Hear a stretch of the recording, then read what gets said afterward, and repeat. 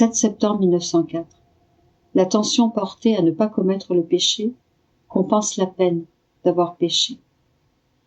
J'étais en train de penser à ce que j'avais lu dans un livre, à savoir que le motif de tant de vocations frustrées est de ne pas avoir de peine après avoir péché. Puisque moi, je ne pense pas à cela, et que je pense uniquement à Jésus béni et à la façon de le faire venir, ne me préoccupant d'aucune autre chose, je réfléchissais sur le mauvais état dans lequel je me trouvais.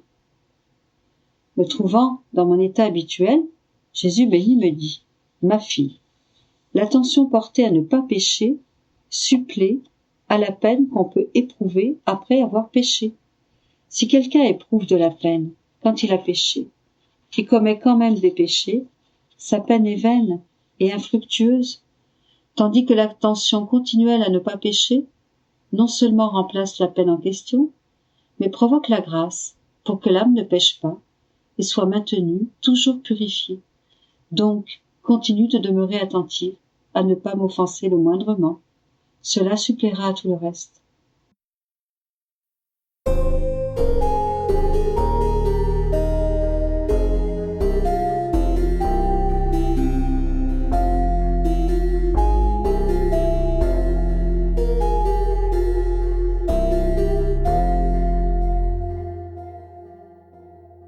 « 7 septembre 1908. Autant l'âme est privée pendant cette vie, autant elle sera riche dans la vie éternelle. Étant dans mon état habituel, Jésus béni vint brièvement et me dit « Ma fille, plus l'âme se prive de choses ici-bas, plus elle sera comblée dans le ciel. Plus on est pauvre sur la terre, plus on sera riche dans le ciel. Plus on est privé de plaisir, d'amusement, de voyage, de balades sur la terre, plus on sera comblé en Dieu. Oh, combien l'âme pourra se balader dans l'étendue des cieux, spécialement dans les cieux incommensurables des attributs de Dieu. En fait, chacun des attributs de Dieu est un ciel de plus, un paradis de plus. Chez les bienheureux, quelques-uns sont comme en marge des attributs de Dieu, d'autres se trouvent en leur milieu, et d'autres se trouvent plus haut encore. Plus ils y circulent, plus ils goûtent et se réjouissent. Ainsi, quiconque se départit des choses terrestres, même des plus petites, choisit le ciel. Plus il aura connu le mépris sur la terre, plus il sera honoré. Plus il aura été petit, plus il sera grand. Plus il aura été soumis, plus il dominera, et ainsi de suite. Cependant, combien choisissent de se priver sur la terre pour être comblés dans le ciel? Presque personne.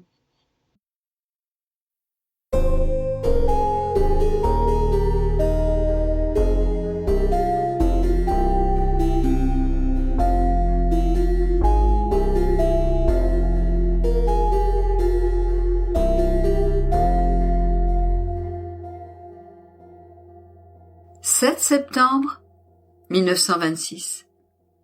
Comment Dieu possède son trône, son palais royal, sa demeure stable et fixe.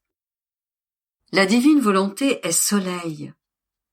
La volonté humaine est une étoile formée par la pointe des rayons du vouloir suprême. J'allais reprendre mon envol dans le suprême vouloir pour faire ma visite habituelle dans le royaume de la divine volonté et m'étendre à l'intérieur de ses frontières, afin de laisser mon « je vous aime », mon adoration, mon remerciement, retentir en chaque chose créée.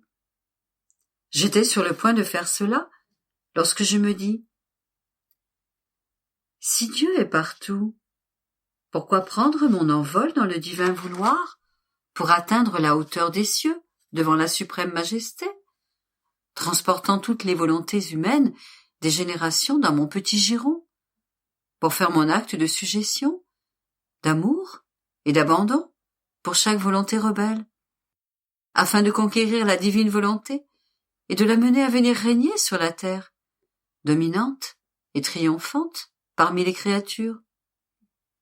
Puisqu'elle est partout, je peux aussi bien le faire d'ici. Je pensais à cela lorsque mon doux Jésus se manifesta en moi et me dit « Ma fille, Regarde le soleil. Sa lumière descend et couvre la terre entière. Mais le soleil demeure toujours en haut, là où il est, sous la voûte des cieux, avec toute la majesté de sa sphère, en Seigneur qui domine sur toute chose avec sa lumière. Mais même sans descendre, il donne les mêmes effets. Il communique les mêmes bienfaits au moyen de ses rayons, comme s'il descendait lui-même de la hauteur de sa sphère. D'ailleurs, si le soleil descendait de sa hauteur, étant donné que la Terre est beaucoup plus petite et que les créatures sont incapables de supporter une lumière si grande, il brûlerait et éclipserait tout avec sa lumière et sa chaleur.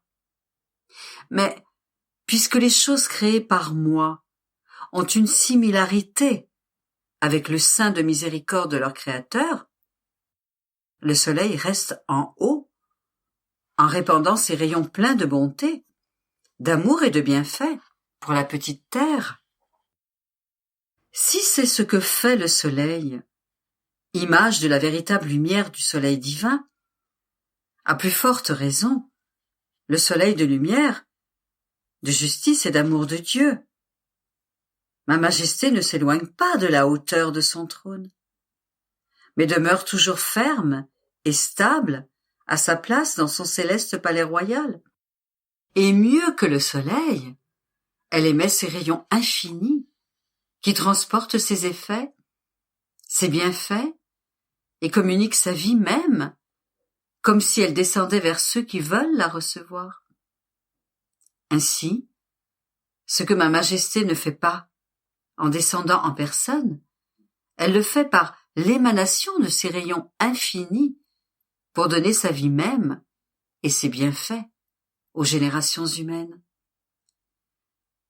Ma fille, à cause de ta condition de créature et de ta mission du Fiat suprême, il est de ton devoir de monter vers ces rayons que la majesté suprême émet pour te présenter devant elle et remplir ta fonction au sein du soleil éternel, de plonger dans l'origine d'où tu es venu, afin de prendre la plénitude de ma volonté, autant qu'il est possible pour la créature de la connaître et de la manifester aux autres. Tu dois savoir qu'il existe des liens d'identification entre la divine volonté et la volonté humaine, et c'est pourquoi j'aime et désire tellement, par droit de création, de paternité, d'amour et de justice, que la volonté humaine cède sa place à la mienne, et qu'en se jetant dans ses bras comme un petit enfant, elle se laisse prendre, nourrir et dominer par elle. En créant l'homme, l'être suprême a placé sa volonté dans le champ, même si, en conséquence, tous nos attributs concouraient avec elle, naturellement. Mais le vouloir suprême était l'acte premier par lequel il prit à cœur la vie de toute la création, incluant l'homme, se faisant ainsi la vie de tout et de tous, dominant tout, faisant de toute chose sa propriété. Comme tout était sorti de mon vouloir suprême, c'est justice que tout devait lui appartenir. Plus que le soleil, ma volonté émettait ses rayons. Et avec la pointe de ses rayons, animant la nature humaine, elle forma la volonté dans la créature. Vois-tu ainsi ce qu'est la volonté dans les générations humaines? Bien des pointes différentes de rayons, comme des étincelles dans les créatures, pour former en elles la volonté, mais sans détacher ces étincelles du rayon libéré par le centre du soleil du vouloir suprême. Toutes les générations humaines tournent autour de ce soleil, parce que chaque créature contient la pointe d'un rayon de ce soleil éternel de ma volonté. Qu'elle n'ait pas l'affront pour ce soleil, de voir la circonférence de ses rayons, dont les pointes forment la volonté de chaque créature, convertie, transmuée en obscurité dans la nature humaine, reniant la lumière, l'empire et la vie de ce soleil qui donna sa volonté avec tant d'amour, pour que sa volonté et celle des créatures puissent être un, et que ma volonté puisse former sa vie divine en elle? Peut-il exister un lien plus fort, plus stable et plus inséparable que celui qui existe entre le centre du soleil et ses rayons? La lumière est indivisible, et si elle pouvait être séparée, les parties détachées partiraient à la dérive et finiraient dans l'obscurité. Ainsi, l'union d'identification entre la divine volonté et la volonté humaine est comparable à celle qui existe entre le soleil et ses rayons, entre la chaleur et la lumière.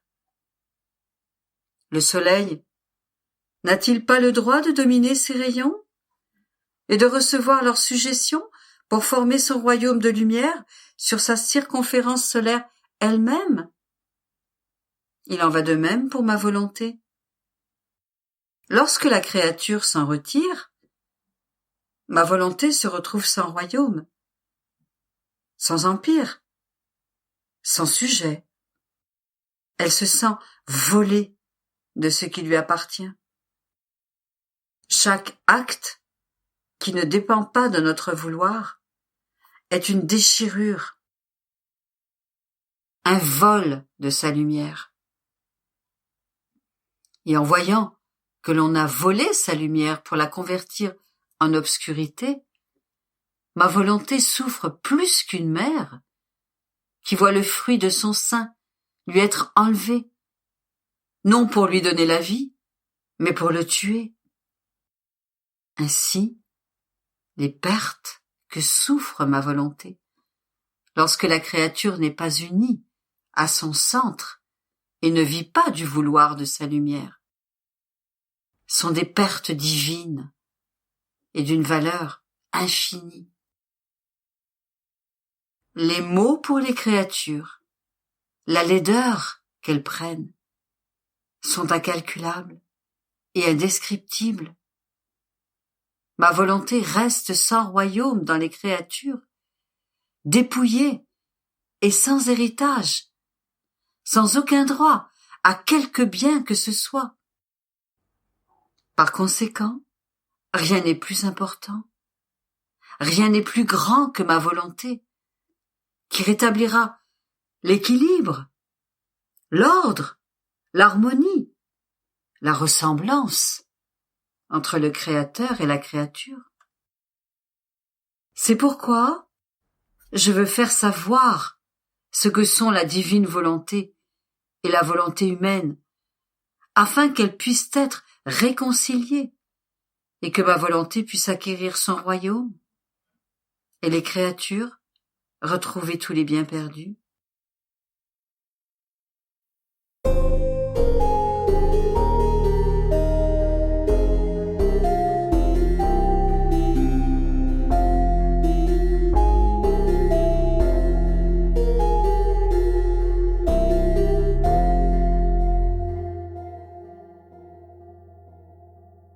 « 7 septembre 1931. L'appel de toutes les œuvres sorties du fiat. La vie palpitante de la créature en elle. Protection, voix qui parle, assaillant. Mon pauvre esprit, tournant dans les actes accomplis par la divine volonté, retrace tous ceux qu'elle a faits pour les reconnaître, les aimer, les apprécier et les offrir comme le plus bel hommage à cette divine volonté, comme les dignes fruits de ses œuvres. Je faisais cela lorsque mon doux Jésus me dit « Ma fille, comme il est agréable et doux à mon cœur de t'entendre retracer tout ce que ma divine volonté a fait pour le reconnaître, l'aimer et nous l'offrir comme le plus bel hommage de l'amour que nous avons eu pour les créatures, en créant tant de choses. Ton âme, en les retraçant, sonne la cloche comme un appel à toutes les choses sorties de notre divin fiat, et pour nous dire « Combien de belles choses vous avez créées pour moi, afin de m'en faire don, et comme gage de votre amour. Et à mon tour, je vous les redonne, en cadeau et en gage de mon amour pour vous, de sorte que nous sentons la vie de la créature palpiter dans nos œuvres, son petit amour courir dans le nôtre, et le dessein de la création est réalisé.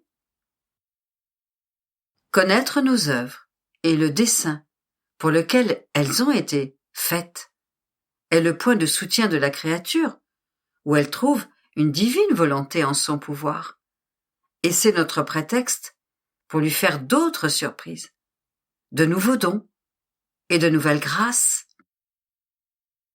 Et moi, mon amour, une pensée m'afflige. J'ai peur de pouvoir manquer la continuation de mes actes dans ta divine volonté, et qu'offensé par l'interruption du son de ma cloche, tu me mettes de côté et cesse de me donner la grâce de me laisser vivre dans ta volonté. Et Jésus ajouta, « Ma fille, n'aie pas peur. Tu dois savoir qu'un pas donne naissance à un autre pas. Un bien est la vie et le soutien d'un autre bien, et qu'un acte appelle à la vie un autre acte. Et qu'aussi le mal, la faute, est la vie d'un autre mal et d'autres fautes.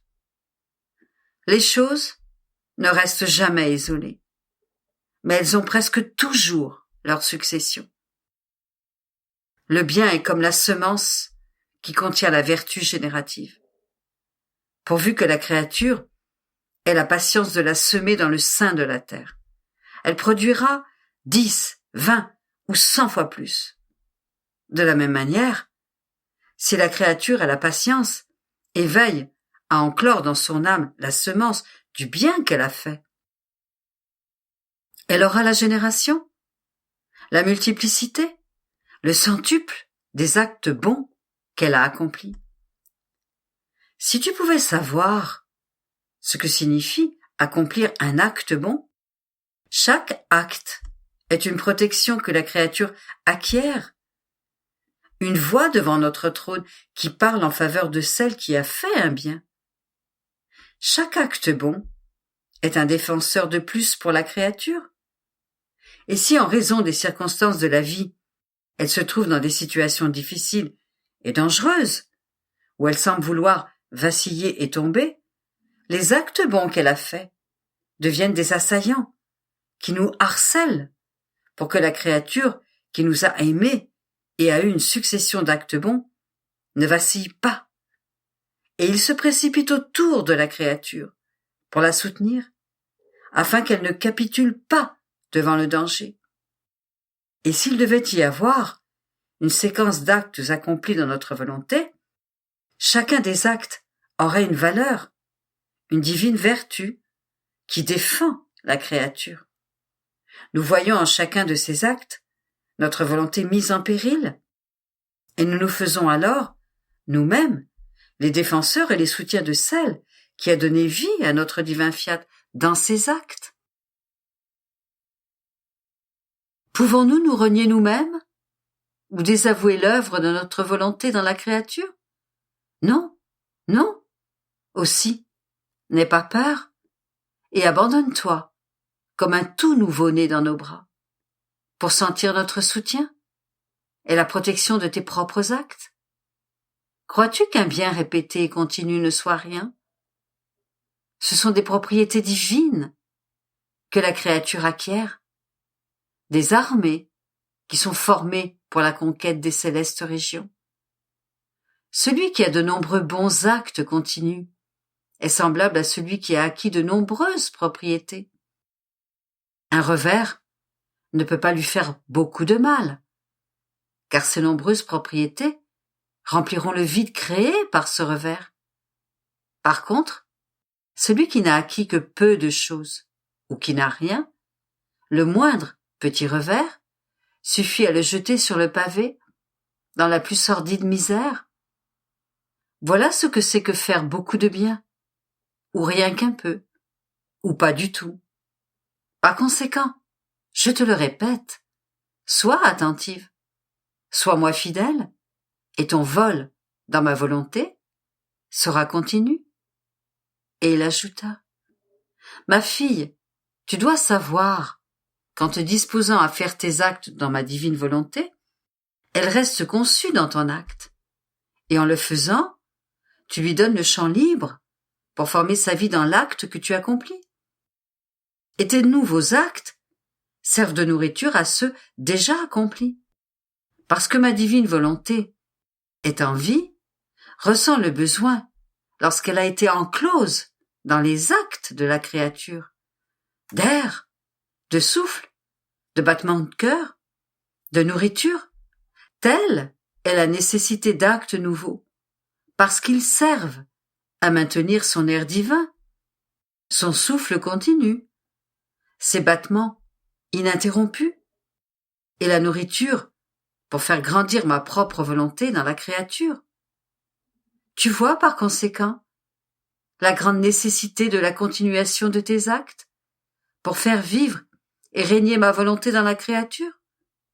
Sinon, mon vouloir se trouverait dans la gêne, sans son triomphe complet dans tous ses actes.